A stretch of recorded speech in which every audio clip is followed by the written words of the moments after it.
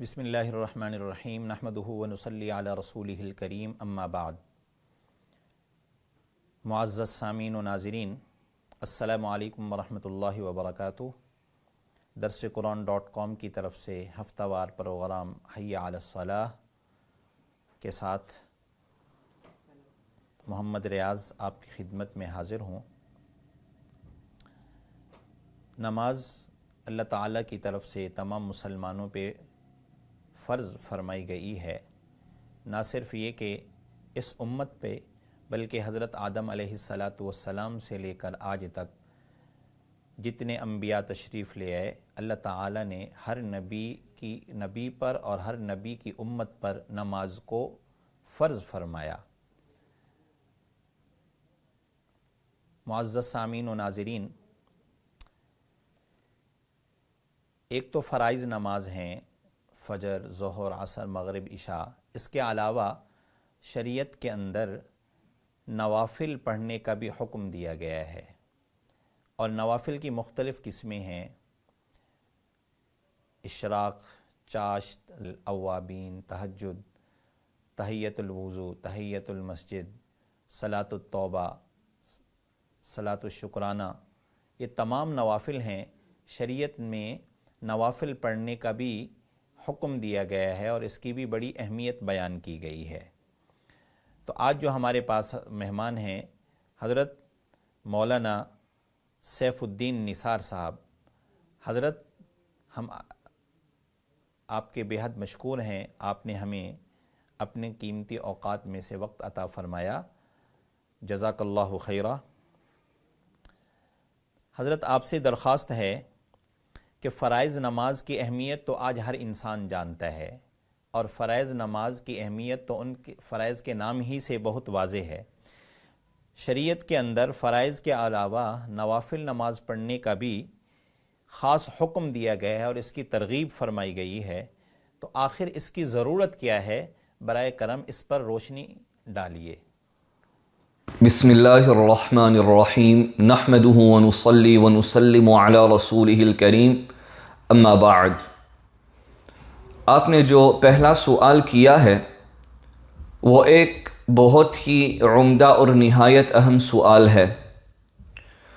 آج کل کے زمانے میں ہمیں مسلمانوں کے ایک بہت ہی بڑے طبقے میں یہ بات نظر آ رہی ہے کہ وہ نوافل کی ضرورت کو سمجھتے نہیں۔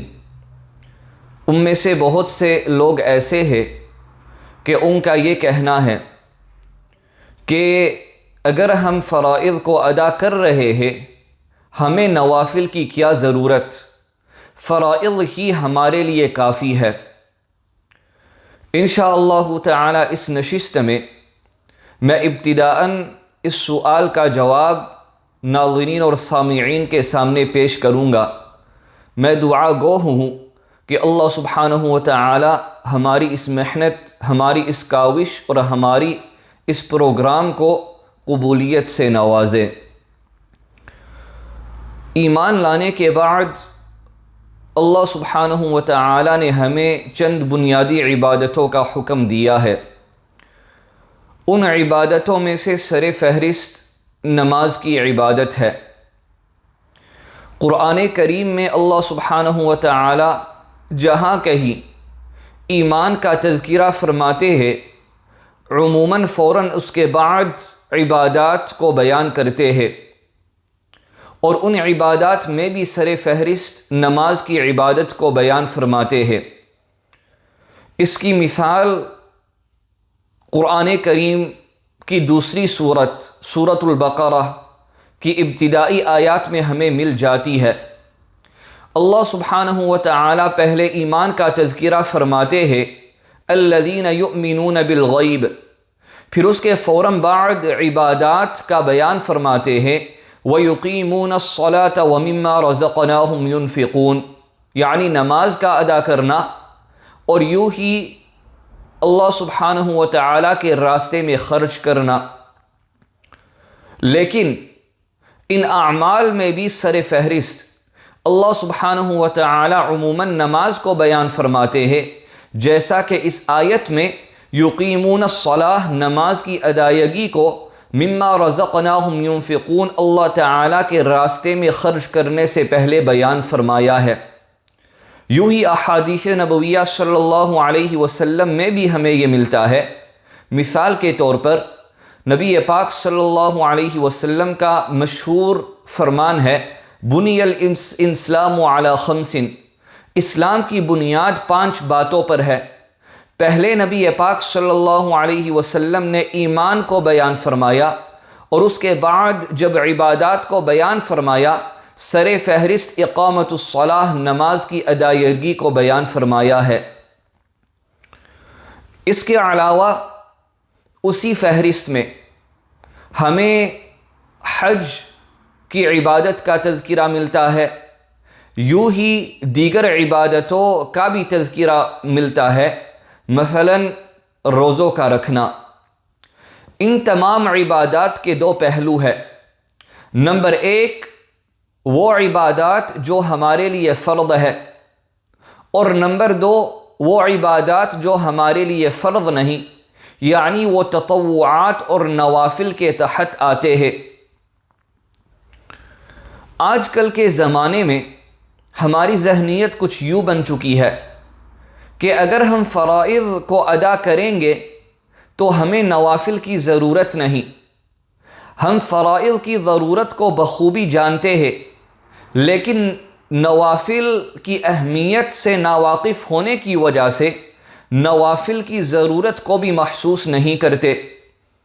فرائض کی ادائیگی کی ضرورت ہمیں اس وجہ سے محسوس ہوتی ہے کیونکہ ہر مسلم کو یہ بات معلوم ہے کہ اگر ہم فرائض کے سلسلے میں غافل ہو گئے، اگر ہم نے فرائض کو ادا نہیں کیا تو اللہ سبحانہ و تعالیٰ کی رضامندی ہمیں مل نہیں سکتی، اور بغیر اللہ تعالیٰ کی رضامندی کے ہمیں اخروی زندگی میں کامیابی مل سکتی نہیں، اور یوں ہی دنیاوی زندگی میں بغیر فرائض کے ادا کیے ہوئے ہمیں بہت سی مشکلات کا سامنا کرنا پڑے گا۔ اس بات کو ذہن میں رکھتے ہوئے ہر مسلم کو فرائض کی ادائیگی کی ضرورت معلوم ہوتی ہے، لیکن نوافل کے بارے میں ہماری ذہنیت کچھ الگ ہے کہ نوافل کی کیا ضرورت۔ تو اس سلسلے میں ہمیں یہ بات سمجھنے کی ضرورت ہے کہ فرائض کی ادائیگی کو کامل بنانے کے لیے، کو قابل قبول بنانے کے لیے ہمارے لیے ضروری ہے کہ ہم نوافل کا بھی اہتمام کریں۔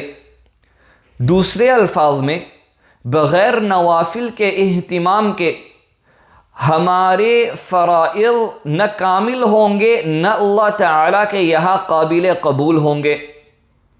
اس کی وجہ یہ ہے کہ جب بھی ہم کسی فرض کو ادا کرتے ہیں تو اس فرض کی ادائیگی میں کچھ نہ کچھ نقصان، کچھ نہ کچھ نقص ہوا کرتا ہے، اور یہ بات میں اپنی طرف سے نہیں بیان کر رہا ہوں، بلکہ قرآن کریم کی آیات کی روشنی میں اور نبی پاک صلی اللہ علیہ وسلم کے فرامین کے روشنی میں یہ بات آپ حضرات کے سامنے بیان کر رہا ہوں۔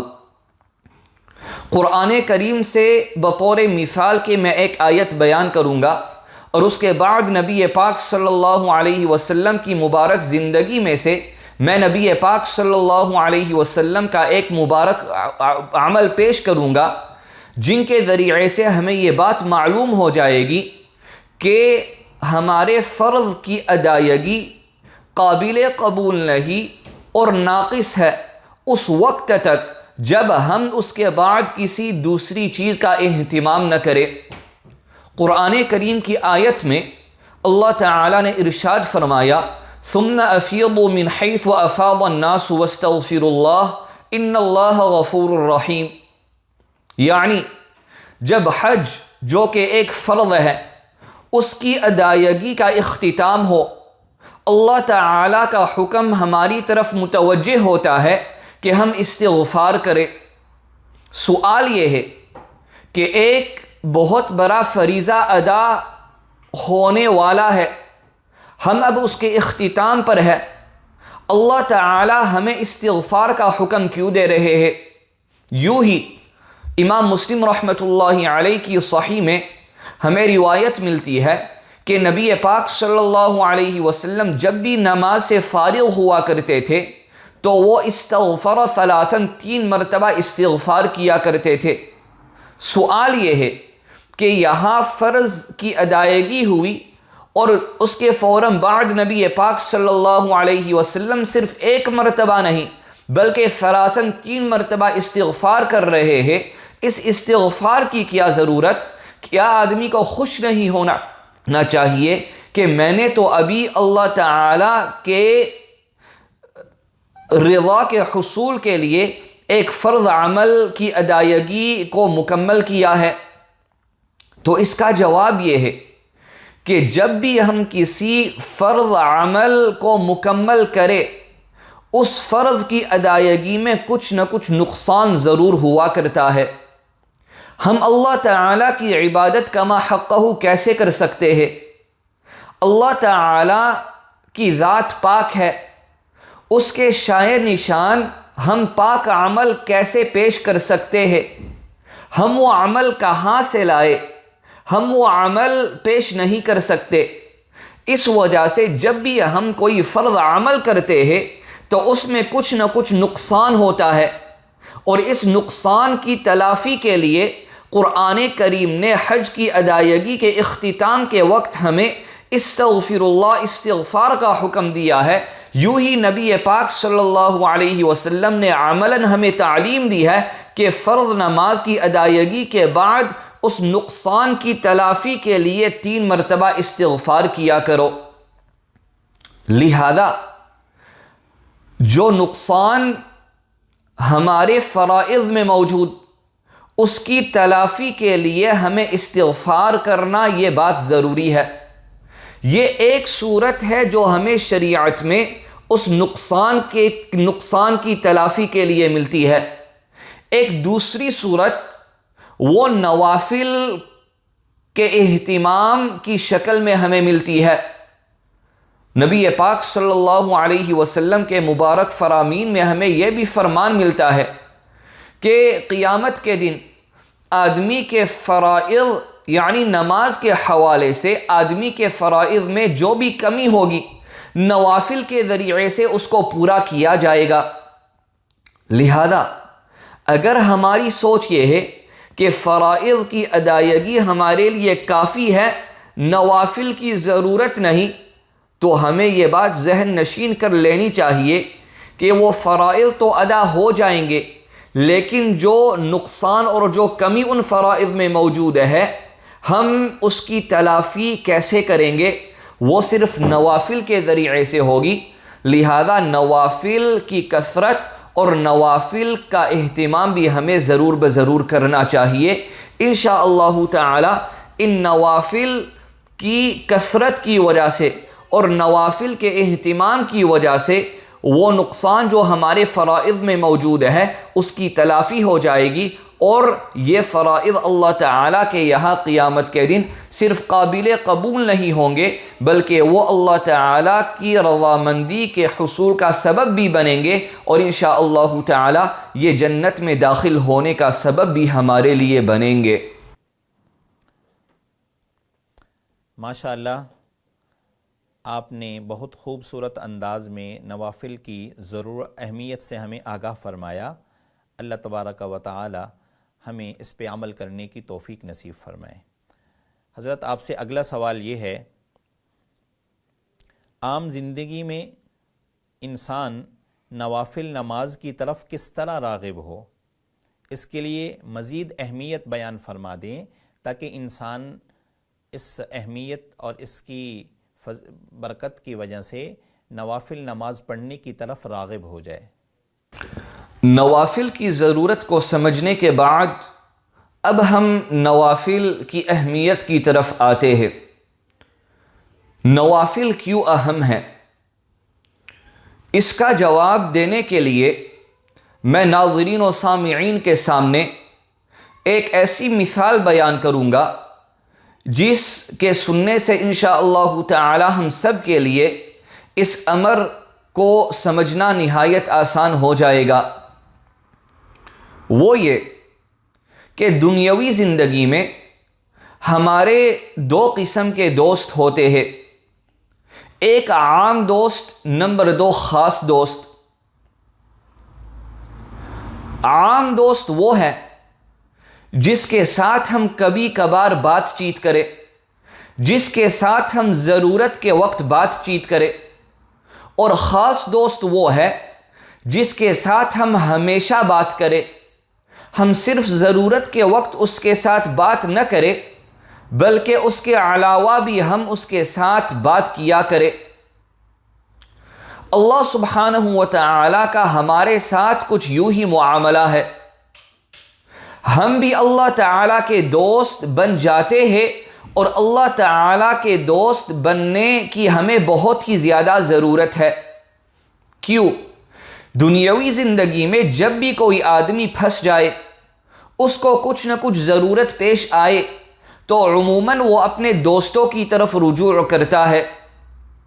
اگر کوئی ایسا شخص ہو جس کے پاس دنیا کے خزانے ہو، نہایت مالدار، بہت اونچے پائے کا آدمی، لوگ اسے دیکھ کر یہ سمجھتے ہیں کہ اس آدمی کے پاس دنیاوی زندگی کے ہر مشکلات کا حل موجود ہے، تو لوگوں کی یہ کوشش ہوگی کہ ہم اس آدمی کو صرف عام دوست نہ بنائیں بلکہ ہم اس کو خاص دوست بنائیں۔ کیوں؟ اگر ہمارے ساتھ اس کا معاملہ عام دوست والا ہوگا تو یہ آدمی ہمیں مشکلات کے وقت اتنا کام نہیں آئے گا، لیکن اگر ہم اس کا خاص دوست بن جائے تو جب بھی ہمیں کچھ ضرورت ہوگی تو یہ ہمیشہ ہم پر رحم والا معاملہ کرے گا، یہ ہمیشہ ہمارے ساتھ حسن سلوک والا معاملہ کرے گا۔ دنیاوی زندگی میں رہتے ہوئے ہمیں دنیاوی ضرورتیں بھی ہے، اور چونکہ ہمارا اصل گھر آخرت میں جنت کا گھر ہے، ہمیں ہماری اخروی ضروریات بھی ہے۔ اللہ تعالیٰ ہی ان ضروریات کو پورا کرنے والا ہے، لہذا اگر ہم اللہ تعالیٰ کے ساتھ خاص دوستی کر لے، اس صورت میں اللہ سبحانہ و تعالیٰ ہماری مدد قدم قدم پر کریں گے۔ لیکن اگر ہمارے دوستی کا معاملہ عام دوست والا ہوگا تو اللہ تعالیٰ ہماری مدد یہاں وہاں کریں گے، لیکن چونکہ خاص دوستی نہیں ہے، قدم قدم پر اللہ تعالیٰ کی مدد نہیں ہوگی۔ قرآن کریم میں ہمیں یہ بات ملتی ہے کہ اللہ ولی الذین آمنوا، مؤمنوں کا ولی اللہ تعالیٰ ہے۔ دوسری آیت میں الا ان اولیاء اللہ لا خوف علیہم ولا هم یحزنون الذین آمنوا وکانوا یتقون، ایمان لانے کے بعد جو لوگ گناہوں سے بچے وہ اللہ تعالیٰ کے دوست ہے۔ کیسے دوست؟ ان کو فائدہ کیا ملے گا؟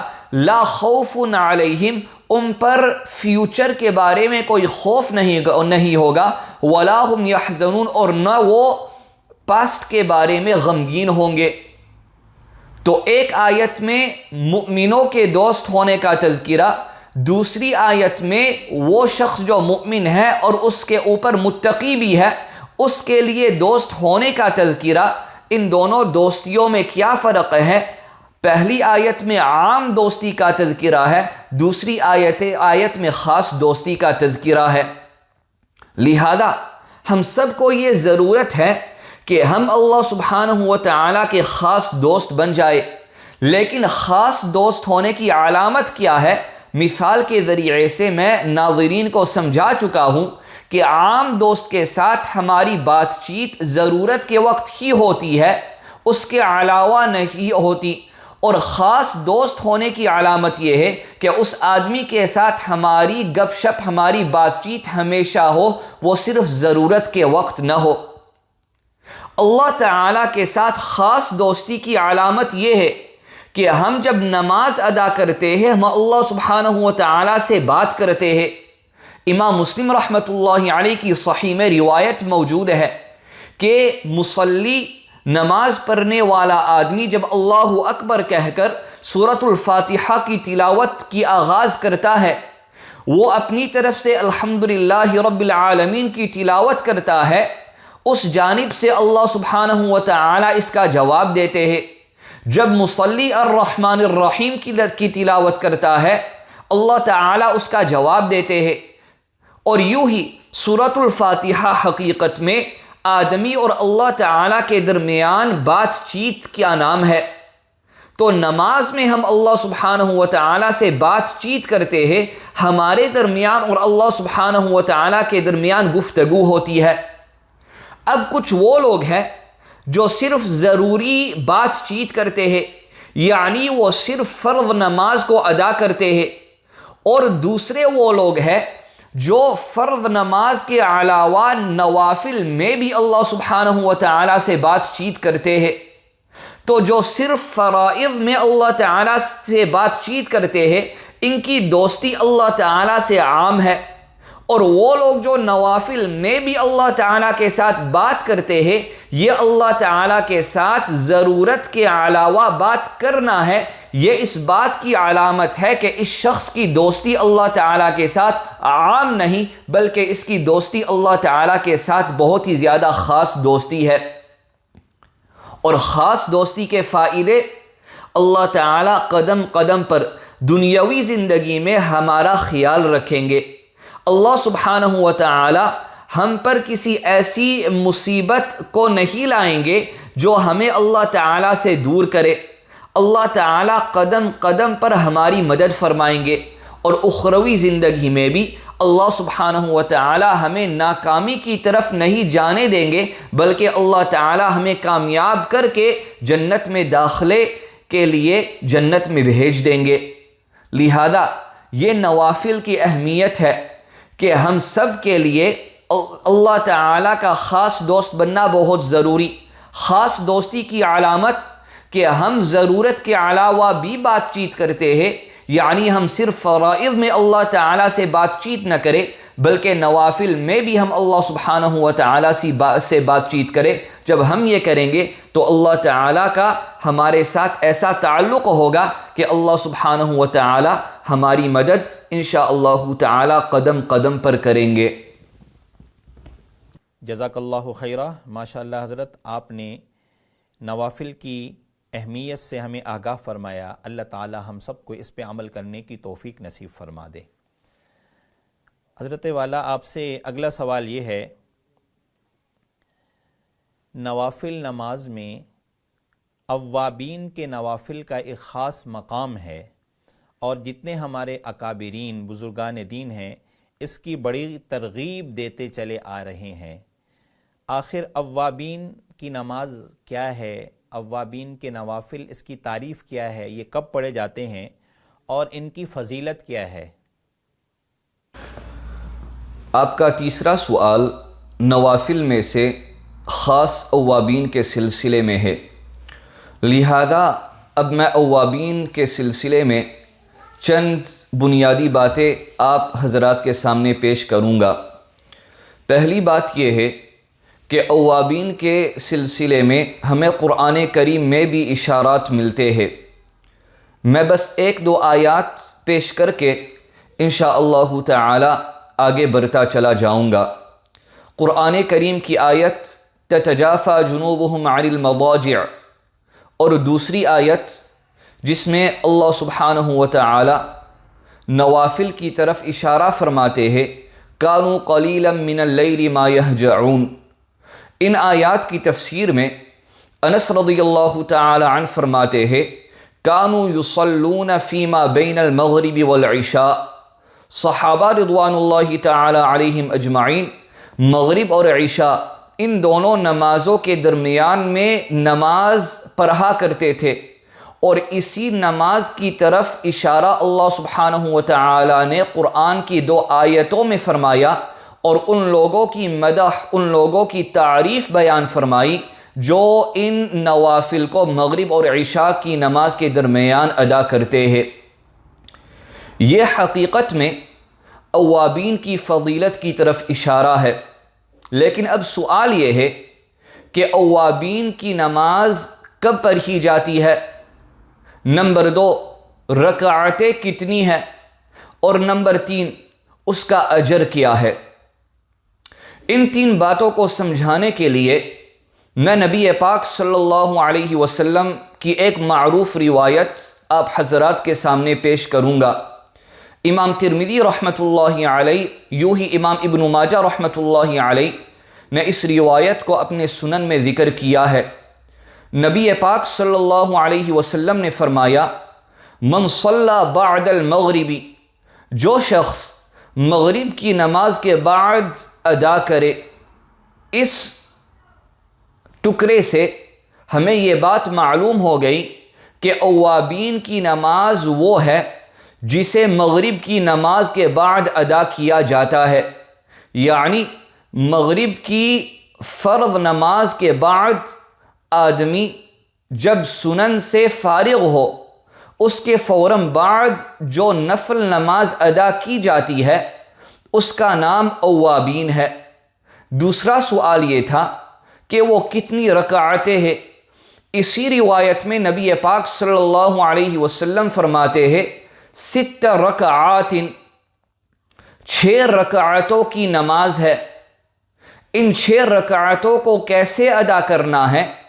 تو علماء نے بیان فرمایا ہے کہ ان کو 2 رکعتوں میں پڑھنا ہے، یعنی مغرب کی 3 رکعتیں فرض کی، اس کے بعد 2 رکعتیں سنت، ان 2 سنت رکعتوں کے بعد آدمی 6 رکعت کو 2 کر کے ادا کرے، یہ اوابین کی نماز ہو گئی۔ لیکن علماء نے ایک بات یہاں بیان فرمائی ہے کہ وہ لوگ جن کو اتنی زیادہ فرصت نہیں، وہ لوگ جو بہت جلدی میں ہو، ان کے پاس اتنا وقت نہیں کہ وہ مستقل 6 نفل رکعتیں ادا کرے اوابین کے لیے، اگر وہ ان 6 رکعتوں میں مغرب کی 2 رکعتوں کو شامل کر دے تو انشاءاللہ تعالی جو فضیلت اوابین کے پڑھنے سے ملنے والی ہے، ان حضرات کو بھی وہ فضیلت مل جائے گی۔ لیکن یہ بات ہم ذہن نشین کر لے کہ نبی پاک صلی اللہ علیہ وسلم نے ارشاد فرمایا، لم یتکلم فیما بینہن بسوء، آدمی ان 6 رکعتوں کے ادا کرنے کے وقت ان کے درمیان کوئی بری بات نہ کرے، یعنی کوئی ایسی بات نہ کرے جو اللہ تعالیٰ کی نافرمانی پر مشتمل ہو۔ ہاں، اگر اس کو ضرورت محسوس ہو تو بات کر سکتا ہے، بہتر یہ ہے کہ بالکل بات نہ کرے، لیکن شرط یہ ہے کہ کوئی بھی آدمی جو ان 6 رکعتوں کو ادا کرتا ہے وہ کوئی بری بات نہ کرے، اس لیے کہ اگر وہ کرے گا تو فضیلت اس کو نہیں ملنے والی ہے۔ اس کا اجر کیا ہے؟ نبی پاک صلی اللہ علیہ وسلم ارشاد فرماتے ہیں کہ اس آدمی کو 12 سنتاً 12 سالوں کی عبادت کا اجر ملے گا۔ اللہ اکبر! اندازہ لگائیے، ہم تو ایک دن کی عبادت بھی کر لے تو یہ ہمارے لیے غنیمت، 2 دن کی اور زیادہ غنیمت۔ نبی پاک صلی اللہ علیہ وسلم ہمیں یہ بات بتلا رہے ہیں کہ اگر ہم ایک دن مغرب کی نماز کے بعد 6 رکعتیں اوابین کی ادا کرے، ہم ان کے درمیان کوئی بری بات نہ کرے، تو ایک دن کے اوابین کے ادا کرنے سے اللہ سبحانہ و تعالی ہمیں 12 سال کی عبادت کا اجر نصیب فرمائیں گے۔ اگر کوئی آدمی 2 دنوں کے لیے کرے تو 24 سال، اور اگر وہ پوری زندگی جب بھی اس کو وقت ملے ان اوابین کو ادا کرتا رہے تو اللہ سبحانہ و تعالی اس آدمی کو اتنا ہی زیادہ اجر دینے کے لیے تیار ہے۔ تو اللہ سبحانہ و تعالی دینے کے لیے تو تیار ہے، سوال یہ ہے کہ کیا اللہ تعالیٰ کے بندے اس اجر کو لینے کے لیے تیار ہے یا نہیں؟ اللہ تعالیٰ تو تمام سخیوں کا سخی ہے، وہ دینے کے لیے تیار نہیں بلکہ وہ ہمیشہ دیتا ہی رہتا ہے۔ سوال یہ ہے کہ کیا ہم اس دین کو لینے کے لیے تیار ہے یا نہیں؟ لہذا ہم میں سے ہر ایک کو چاہیے کہ ہم اللہ تعالیٰ کی طرف رجوع کرنے والوں میں سے بن جائے اور ہم ان اوابین کو ادا کرے.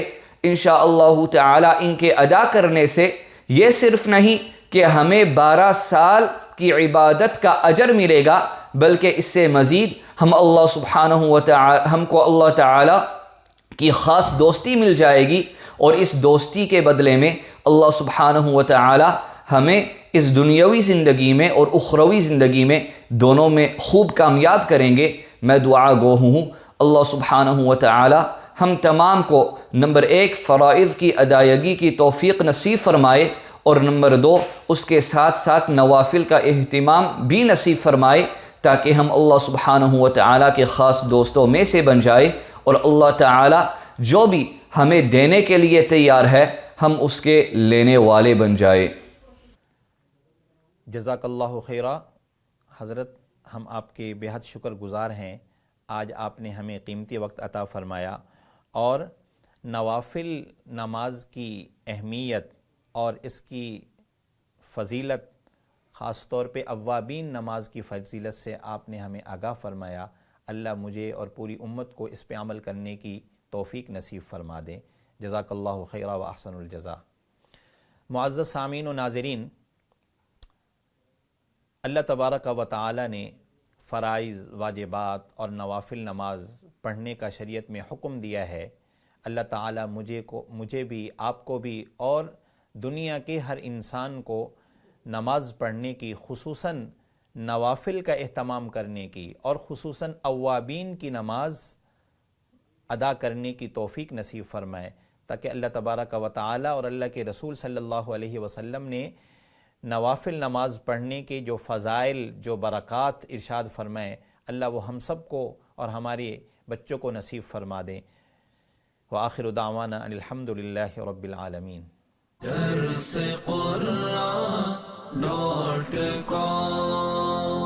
www.darsequran.com